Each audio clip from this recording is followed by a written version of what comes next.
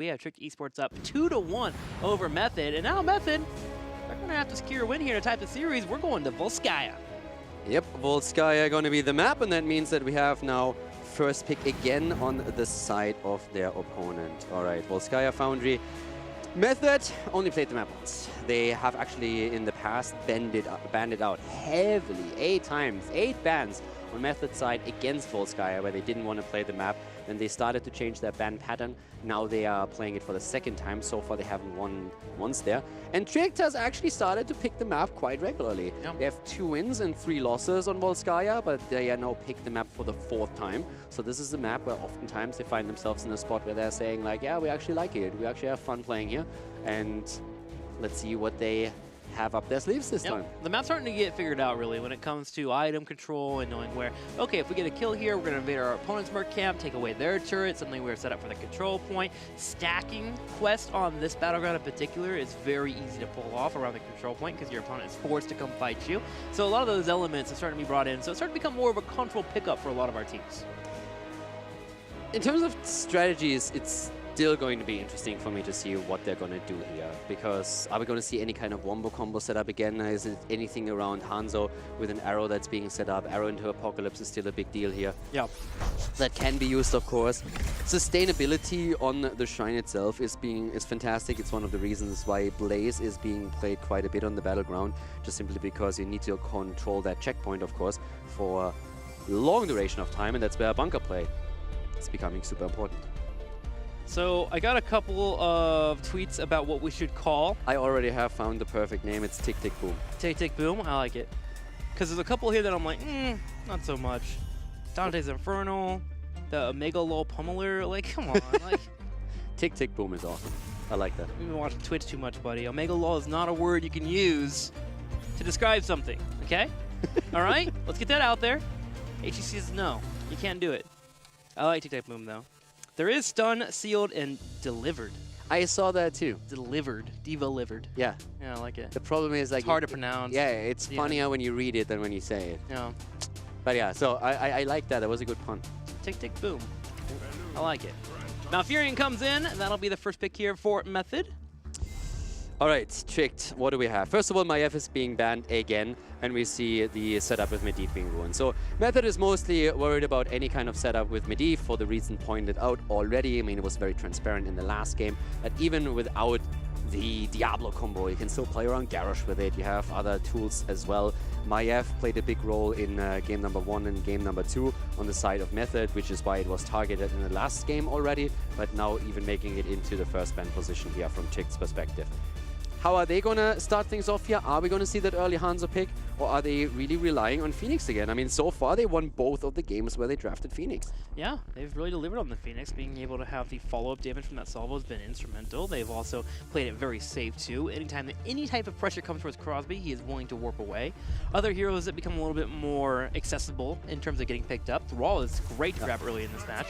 Trick Esports, however, are going to open up with an oldie, Tassadar and Tracer. Tassadar and Tracer setup, okay. I mean, Tracer is something that comes to your mind when you see Malfurion, and we have seen Tracer banned in the previous games. Like in every single game that we've seen up to this point, Tracer was banned. Sometimes on the second ban, but traditionally on the first. Now you already have Malfurion taken by Method, and one of the things that comes to your mind outside of the Maiev that has been focused earlier is of course Tracer. So for Tricked it was the question, do we let that through, yes or no? And they actually just decided that instead of trying to counter her, they would simply pick her up for themselves.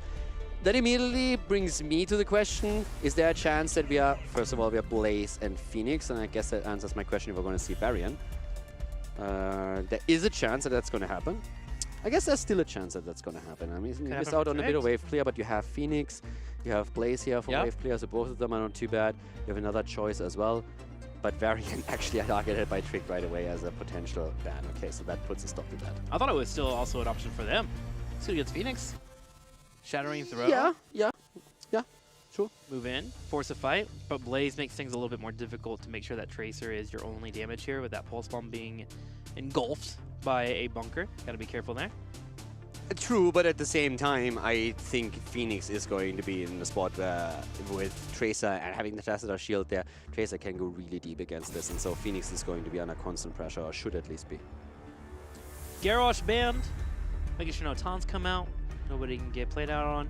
Also, if you have someone from going into a bunker that Blaze may have thrown down, you can have Garrosh walk up, toss the target out that tries to escape. If you're slamming that E button and there's no minions nearby, typically you can get the pickup.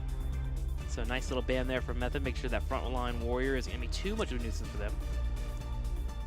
What is Alex gonna play? Because normally I would really say that I would like Thrall here, but they don't really play a lot of Thrall. They are one of the teams that don't play him too much. Yeah, Make's been playing him, but Make should be on Tassadar.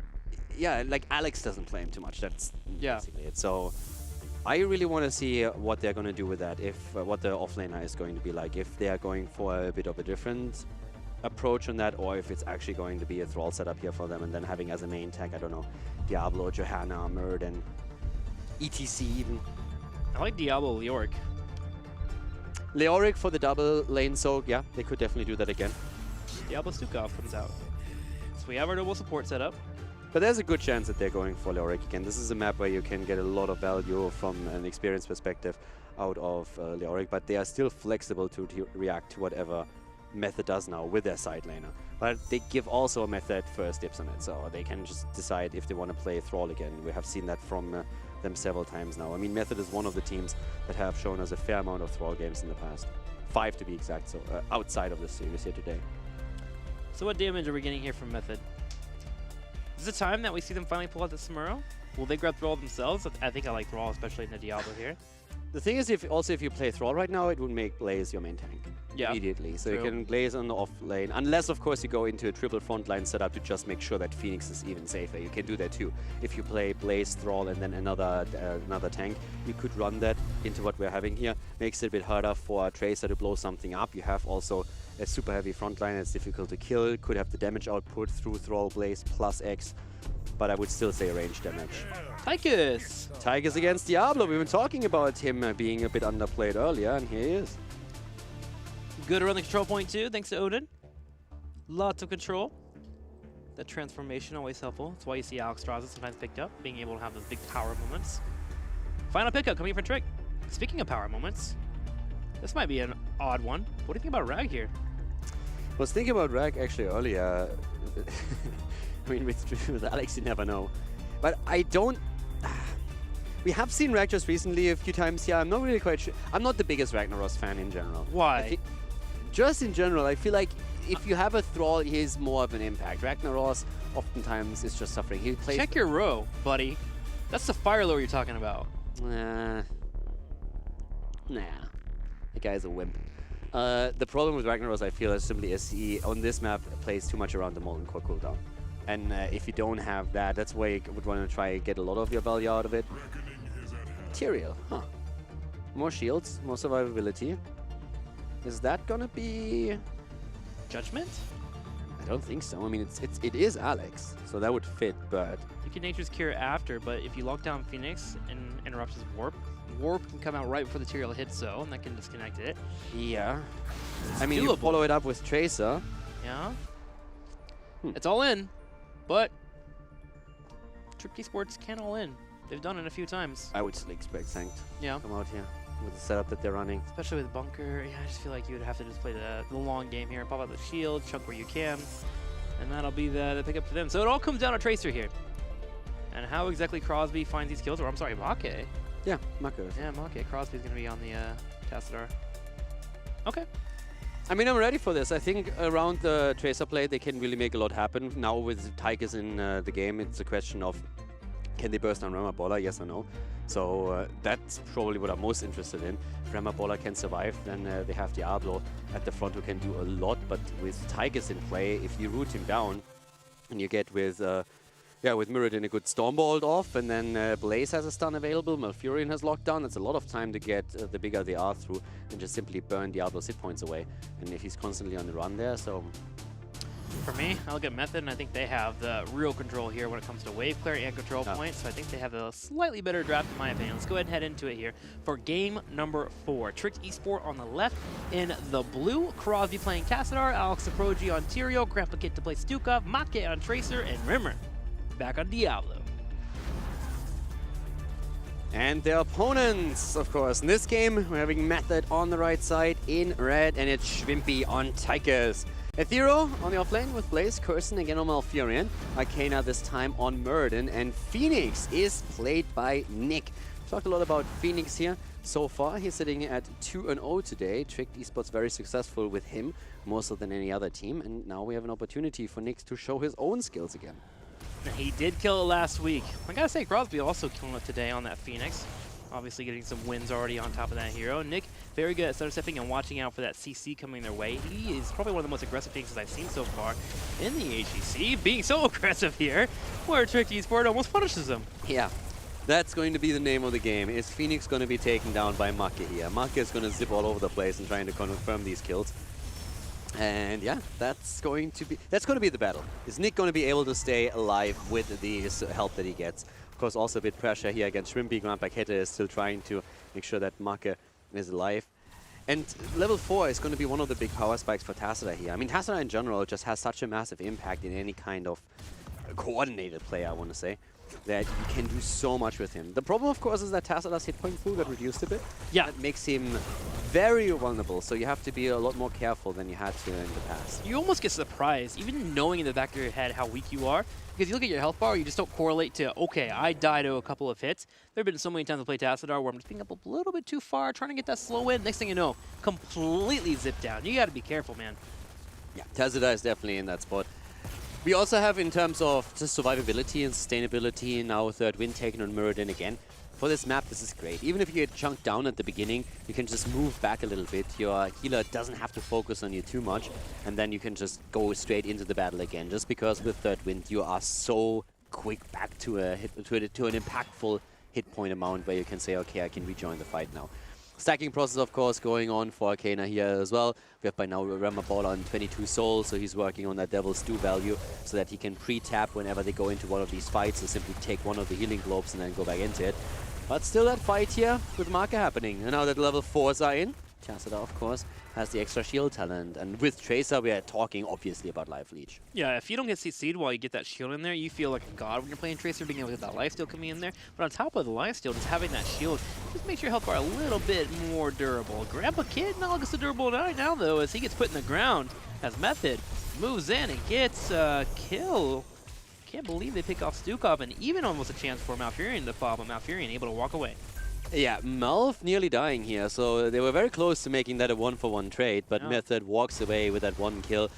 They get a bit of experience out of it, but yeah, that was definitely an opportunity here to maybe even confirm the kill against Malfurion. Marco working on it, but didn't want to stay too long. If he gets rooted down or locked down, then it's going to be in trouble too. And by now, we're also having the same build, by the way, from Nick, that we saw from Crosby. Mobile offense, stay straight into target acquired, and working around the slows again. That's where we're going to see the oil spill having a big value. And already the pressure against Ethereal down here, and that's a 5-man gank that we're seeing. That we are. Ethereal has no chance to get out, instantly taken out. Murden will do his best to jump on top of this point here and control the point for a little bit, coming in to contest. Yeah, good luck with that. Yeah, but with Tricked Esports having 5, you're going to have to back up and give it up for now. Great kill by Tricked. Perfect moment in time as well. Gank that was definitely worth it. Now they can still look for an opportunity here. And here's the problem with Rema Baller. He is immediately being focused down there. The double support setup, on the other hand, keeps him alive a bit longer. Crosby throwing out the shield immediately. Alex, on the other hand, with his Tyrael, had to react to the top lane push and moved up to that lane, which immediately allowed Method also to go straight into the control point again and reclaim it. So they are now starting to take the lead here, whereas Tricked is still attempting to find a bit of value. Alex is pushing out the top lane, once level 7 for his team, and then they're going to try and make another move for the middle. So Method's right behind them with their own level 7, clearing out the middle lane. They actually hit 7 first, and they control the point, so Tricked Esport will have to be the ones that come in here and find those kills. Now, the good thing is that Maki's already finished off another pulse bomb, so that'll be helpful in the fight. Ethereal and Shrimpy already spent some time here on the turret, while Arcaner buys some time here in the middle lane, able to hop out just in time. Yeah, Tracer already there, and the turret is taken. Rema Baller is a bit too late with his invade. They were already realizing that something was happening. Grandpa Kette is on the conveyor belt. He needs to be careful. He can't just drop the silence, and this is the death of Rema Baller. He was completely out of commission here. There was just no way for Stukov to do anything because Stukov just couldn't sit on the conveyor belt and drop the silence. So a really unfortunate position here, being forced into that point as they were trying to see if they can interrupt the mercenary camp grab by Method. Next still has to be careful though. Don't forget about that pulse bomb. Taking some damage here. Shield starts to regenerate. Material up in the top lane is soaking that experience, and it appears like esport is just going to give this up.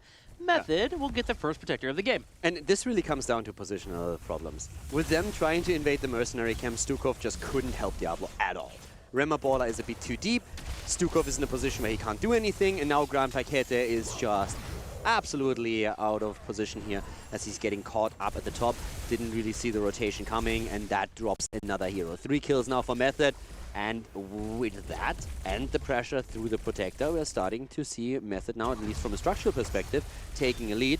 Because interestingly enough, when we're just looking at experience, not really too far ahead. Not too far ahead here. Typically with the protector, you're trying to push in that middle lane and get the turrets, but Method elected to go ahead and put a gank on Gran Paquete to the top left, and while they get the kill, they lose out on their protector. Not really sieging as much as they would like, and the rest of Church Esports should be able to cut that up pretty quickly. Only 9% health left for the next 14 seconds that it's up. And they get the 2 towers at the top lane. It's going to be the early level 10 at least for Method. But they haven't really taken as much as they probably wanted with this. Now also with a level 7, no Psionic Reach for Tacita. Instead we are seeing him here with a Mental Acuity. So a lot about the cooldown reduction. And yeah, I mean, these days what we're normally seeing is really just the Psionic Reach, also because it's oftentimes played against, let's say, Garrosh, where you're trying to make sure that you are in range of the hero that gets flipped and targeted. But with this, Tacita has to be a bit closer to the action. And we talked about the problem with his hit point pool lately, so that is going to make the life of Crosby a lot more dangerous. Should be able to move into Archon, which will make that more helpful. Getting 2-dimensional shifts will keep him safe. Oh, actually, I'm sorry. He went to that force wall. Oh, yeah, so you're right. He will be in situations where he's going to be a little bit more closer than he expected. But it looks like they're valuing the ability to be able to see their opponents a little bit more. We have the jump already for Arcaner, which means the Rimmer is going to move in. Force Wall to keep the rest of Method out. Pulse Bomb connects. Arcaner pops Avatar to stay alive, and suddenly Mach is in trouble. Yeah, I should be still able to get out of this one, but it definitely blew a few cooldowns on the side of Method here. Once again, the Force Wall comes in, but Arcaner now with the Avatar has already used that completely. Another quick push in the mid lane. Method still slightly ahead, but we are seeing Trick doing a pretty decent job with this. We also have 100 souls now on the side of Remabola. Crosby has nearly completed his Psy Infusion, so the increased damage is just another 170 stacks away. So that means 2-3 minion waves, and he's done with this. Turrets being grabbed, and Tricky's for it. Staying up with Method. Method's starting to slowly pull away in experience. And they also steal the turret, so you have 2 turrets at this point. The Healing Pulse is still claimed by Curson. But that is not really a bad setup for Trick. I mean, they're now in a spot where they hold a few items on their own. We still have Shrimpy with the turret of himself. Kirsten has the Healing Pulse, as mentioned. But that's still a setup in which Trick is finally having the tools so that they can contest the second objective. Method is going to try and get the 13 talent in time. But it's going to... I mean, he should be dropped in time. They have like 13 there. Yeah. Alex moved away at the bot lane. All right, Athera with the attempt to lock him down here. That didn't quite work out. Really important because Alex is holding one of the turrets. And important level 13 for Method as well. Ice Block coming in, Murden being able to get the additional heals available thanks to his 13. Tychus as well getting a little bit more spell armor. Things very, very big here for Method as they head in towards that next control point, which will be up in about 20 seconds. I mean, especially Malfurion and Murden feel like completely different heroes once you have 13. Yeah. With Healing Static and Ice Block in play, you have so much more survivability where you can dodge so much in these fights. It's really a different game. So yeah, Trick wants to get that 13 now too. They can't really take fights without that talent. So they're currently still clearing the waves. They have now also another one moving down to the bot lane. There's a camp available too, by the way. Bottom left can be taken, so Trick has an opportunity to grab another turret for themselves. They're still trying to drop a few of the turrets. If they can do that, they will get that 13, and then they can move top to start that fight. But that's actually really well done by Method, because Method realizes what's going on and are saying, well, you can play down there as much as you want. We don't really care, because it all means that we are just simply taking down your top fort right away, and you won't even be able to defend it. So they put the damage on. They don't quite focus on it, because they acknowledge that there is a rotation now coming their way. But there was very good damage dished out by them. Tricky Sport takes the time to also grab the support camp here. They still have some time before the Method gets the entire protector. Arcader jumps out of the Force Wall. He has to be careful, because remember, Force Wall into a Shadow Charge from Rimmer will bring out that stun, and also help him finish that quest at 13. And speaking of level 13, the Holy Ground also here for Tyrael to help control space. So here we go. Trick gonna contest. Yeah, first one already dropped, so they're going for it. 98%. But this is all about the team fight. Who takes that? Make is the focus of attention right now. They're trying to drop the first turret. Turrets on both sides are being used. Remaballer goes in. He's the one with a healing pulse. Sanctification on the ground as the bunker gets used. Both of the teams trying to go for it. Odin popped in the back line as the healing pulse is on the ground. Here comes the salvo. Not hitting too much, but it zones them out. And Crosby and Maka are trying to re-engage here as the Apocalypse comes through, dodged by the Ice Block. There's the fight. Twilight Dream is hitting, and it's hitting hard, but it doesn't do too much just yet. Cross below, and Remaballer is in the corner. Literally, no chance of escape. Goes down. He had the stacks, but it shouldn't still not matter. This is going to be another protector in the hands of Method. Shrimpy completely shutting down Tracer in that fight. Tracer couldn't even get off that pulse bomb, was looking for it on Malfurion, trying to pop it in with the auto attack shelling away on top of her. She had to back away. Even Tassadar giving a shield to give her some lifesteal, but Maki could not go in. Great positioning there by Shrimpy on the Tychus, and now his protector popping out. Fort gets picked up here in the middle, and they can go for more.